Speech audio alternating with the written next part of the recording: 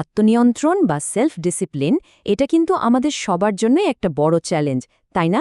আমরা প্রায়ই জানি যে কোনটা করা উচিত, কিন্তু কোনো না কোনো কারণে ঠিক সময় কাজটা করে উঠতে পারি না। তো চলুন এই উপস্থাপনায় আমরা আত্মনিয়ন্ত্রণের জন্য 15টা খুবই কার্যকরী কৌশল নিয়ে ধাপে ধাপে কথা বলবো, যা একটা গোছানো জীবন গঠনে দারুণভাবে সাহায্য করতে পারে। প্রশ্নটা দেখতে খুবই সহজ মনে হলেও এর উত্তরটা কিন্তু আমাদের জীবনের প্রায় প্রত্যেকটা দিককে ছুঁয়ে যায়।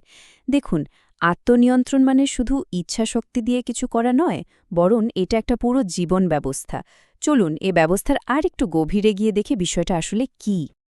এই পুরো আলোচনার একদম কেন্দ্রে আছে নাফস, মানে আমাদের ভেতরের সত্তা বা মন। একে কিন্তু শত্রু ভাবার কোনো কারণ নেই, বরং একে এমন একটা শক্তি হিসেবে দেখতে হবে যাকে ঠিক পথে চালানো যায়, যাকে ট্রেনিং দেওয়া যায়। এই যে 15টা কৌশলের কথা আমরা বলছি, এগুলো আসলে এই নাফসকে প্রশিক্ষিত করারই একটা পদ্ধতি। সুবিধার জন্য এই কৌশলগুলোকে আমরা মূলত 4টা ভাগে ভাগ করে নিয়েছি। প্রথমটা হলো শরীর আর রুটিন, দ্বিতীয়টা হলো আমাদের খাদ্যাভ্যাস, তৃতীয়টা মনের শৃঙ্খলা, আর সবশেষে হলো আধ্যাত্মিক সংযোগ। তো চলুন এক এক করে সবগুলো ভাগ বিস্তারিতভাবে দেখা যাক। আচ্ছা, তাহলে শুরু করা যাক। যে কোনো বড় সাফল্যের ভিত্তি কিন্তু হয় একটা শক্তিশালী শুরু, আর আত্মনিয়ন্ত্রণের ক্ষেত্রেও ব্যাপারটা ঠিক একই রকম। এর শুরুটা হয় আমাদের শরীর আর আমাদের প্রতিদিনের রুটিন দিয়ে। এর মানে কি? মানে হলো আমাদের দিনের শুরু আর শেষটা যদি একটু গুছিয়ে নেওয়া যায়, তাহলে কিন্তু পুরো দিনটাই নিয়ন্ত্রণে চলে আসে। ভাবুন তো, দিনে দুটো মাথা যদি ঠিক মতো বাঁধা থাকে, তাহলে মাঝখানের সময়টাও কিন্তু একটা শৃঙ্খলার মধ্যে চলে আসতে বাধ্য। একটা শক্তিশালী সকালের রুটিন হল আত্মনিয়ন্ত্রণের প্রথম ধাপ। যেমন ধরুন, ফজরের জন্য ঘুম থেকে ওঠা, তারপর আর না ঘুমিয়ে যদি 15-20 মিনিট জগিং বা হালকা ব্যায়াম করা যায়, তাহলে শরীরটা একদম সতেজ হয়ে ওঠে। হ্যাঁ, প্রয়োজনে দুপুরে কাইলুলা মানে অল্প সময়ের জন্য একটু ঘুমিয়ে নেওয়া যেতে পারে। এটা নতুন করে শক্তি যোগাতে দারুণ কাজ করে। শুধু শুরুটা নয়, দিনের শেষটাও কিন্তু সমান গুরুত্বপূর্ণ। ঘুমানোর আগে একটা শান্ত পরিবেশ তৈরি করা দরকার, যেমন অজু করে 2 রাকাত নফল নামাজ পড়া এবং এরপর ঘুম না আসা পর্যন্ত আস্তাগফিরুল্লাহ পাঠ করা। এতে মনটা অনেক শান্ত হয় আর একটা শান্তির ঘুম আসে। এখানে মূল উদ্দেশ্য কিন্তু শুধু ঘুম কমানো নয়, বরং ঘুমের কোয়ালিটি বা গুণগত মান বাড়ানো। অতিরিক্ত ঘুম অনেক সময় আমাদের অলস করে দেয়, তাই লক্ষ্য থাকবে গভীর আর আরামের একটা ঘুম নিশ্চিত করা, যেটা পরিমাণে কম হলেও শরীরকে পুরোপুরি চাঙ্গা করে দেবে। ঠিক আছে, এবার আসা যাক আমাদের দ্বিতীয় স্তম্ভে, আমাদের খাদ্যাভ্যাস। আমরা যা খাই তা কিন্তু সরাসরি আমাদের শক্তি, আমাদের মন, এমনকি আমাদের ইচ্ছা শক্তিকেও প্রভাবিত করে। সহজ কথায়, শরীরটা যদি একটা গাড়ি হয়, তবে খাবার হলো তার জ্বালানি। এখানে একটা খুব সহজ কিন্তু দারুণ কার্যকরী নিয়ম আছে। সেটা হলো দিনের সর্বোচ্চ 3 বার খাওয়া, মানে সকাল, দুপুর আর রাতের খাবার। এর বাইরে যখন তখন স্ন্যাকিং বা অপ্রয়োজনীয় হাবিজাবি খাওয়াটা এড়িয়ে চলতে হবে, কারণ এটা আমাদের মনোযোগ আর শক্তি দুটোই নষ্ট করে দেয়। এখন প্রশ্ন হল, 2 বেলা খাবারের মাঝে যদি খুব ক্ষুধা লাগে, তাহলে কি করা যায়? দেখুন, তখন খেজুর বা আপেলের মতো স্বাস্থ্যকর কিছু খাওয়া যেতে পারে, যা শরীরকে শক্তি দেবে। ফাস্ট ফুড বা বাইরের স্ট্রিট ফুড, এগুলো যতটা সম্ভব এড়িয়ে চলাই বুদ্ধিমানের কাজ। খাবারের পরিমাণও নিয়েও দুটো মূল নীতি মেনে চলা যেতে পারে। প্রথমটা হলো পেট একদম ভরে যাওয়ার আগেই খাওয়াটা শেষ করে দেওয়া, আর দ্বিতীয়টা হলো রাতে কখনো পেট একদম ভর্তি করে না খাওয়া। এই ছোট অভ্যাসগুলো শরীরকে অনেক হালকা রাখে এবং মনকেও সজাগ রাখতে সাহায্য করে। শরীর আর খাদ্যাভ্যাসের পর এবার আমরা মনোযোগ দেব মনের শৃঙ্খলার দিকে, কারণ বাইরের শৃঙ্খলা আসলে তখনই টিকে থাকে যখন আমাদের ভেতরের জগৎটা শান্ত আর নিয়ন্ত্রিত থাকে।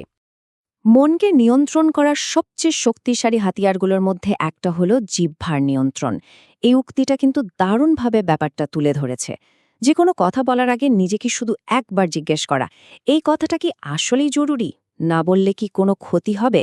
দেখবেন, অনেক অপ্রয়োজনীয় কথা বলা থেকে নিজেকে বাঁচানো যাবে, যা আমাদের মানসিক শক্তি বাঁচিয়ে দেবে।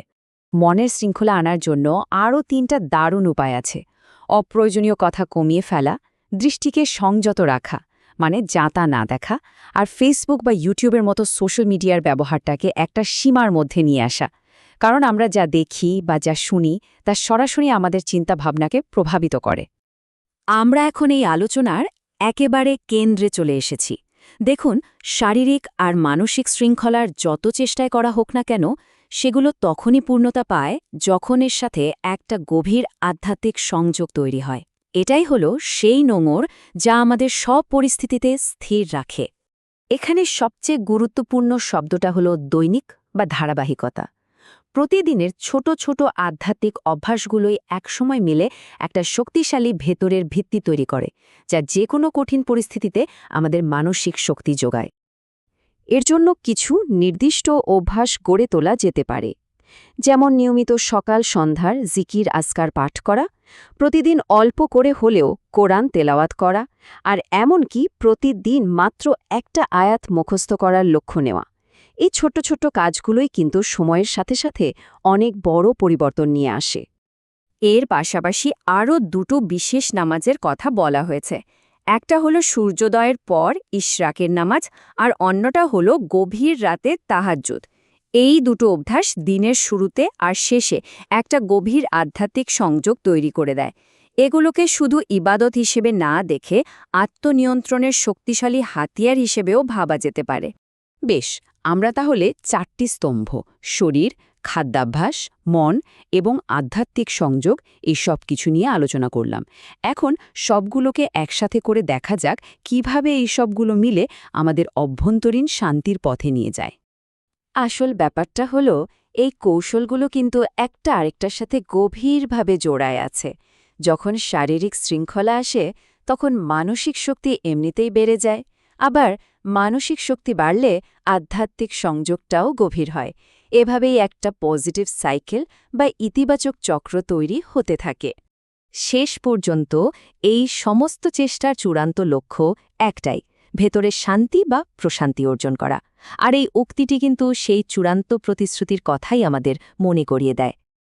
এই যে 15টা কৌশলের কথা বলা হলো, এর মধ্যে থেকে যে কোনো একটা বেছে নিয়ে কিন্তু আজ থেকেই শুরু করে দেওয়া যায়। কারণ বড় যে কোনো পরিবর্তন সবসময় ছোট একটা পদক্ষেপ দিয়েই শুরু হয়। এখন ভাবার বিষয় হলো, সেই প্রথম পদক্ষেপটা কী হবে।